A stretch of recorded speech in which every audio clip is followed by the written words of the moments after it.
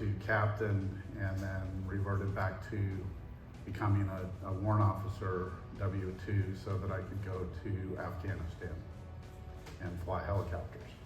The crash happened in 2007, and 2011 I was medically discharged, so 27 years.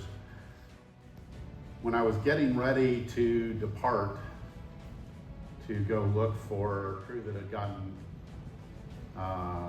that crashed that night, my front seater, Chris, there's two people in an Apache helicopter. There's the back seater who's the pilot and the front seater who's the gunner. Chris came over the intercom and he said, "Scott, promise me that everybody will come home tonight."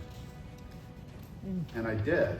So right after I promised him, I looked over my right shoulder and I was sitting on the ground in the fueling point, and I look at the mountains that I'm about ready to fly into under night vision goggles, and it looked like the World War II artillery barrages of lightning. There was a storm hitting that mountain like you wouldn't believe, and we were about ready to fly into it. At about 3 hours of flying though, my pilot night vision system, for some reason, the monocle that goes up against my right eye, just stopped working.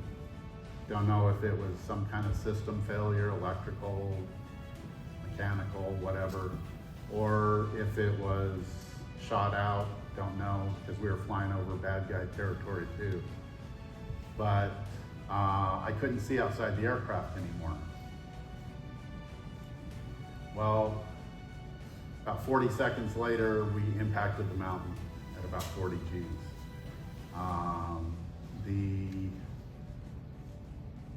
Before the impact, there was a ridge to my right that I knew that I saw before I lost my visionics, but I couldn't turn right because I didn't have the power to climb that ridge. There was an open valley to my left, but I couldn't turn left because my wingman had just called a clearing turn to the left, and he was somewhere out there. I didn't want to run into him. So my only choice was straight ahead, and that's where the mountain was. As you can see, we hit here, but ended up down there, so we rolled about 700 to 1,000 feet down the mountain.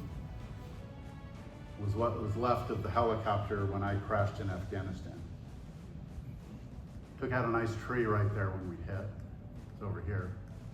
That is the vertical fin, that is the horizontal stabilator, and right there is where the cockpit portion of the aircraft came to rest, stopped by some trees, going over a 200-foot cliff behind it.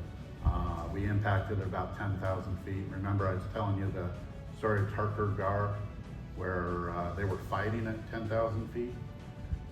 Well, I know what it's like to be at 10,000 feet. It is not fun climbing a mountain and having to escape and evade. We did that for about 2.5 hours. My front seater, I'm not going to get into all my injuries, but my front seater had a broken neck and a severe concussion. To this day, he doesn't remember most of what happened there, leading up to the crash and afterwards. Like I said, we escaped and evaded for 2.5 hours. Finally got picked up by the Black Hawk that was with us whenever we were going to look for the other air crew. It was the Black Hawk, another Apache, and then myself. Well, that Black Hawk came back around and picked us up and took us to the hospital and got us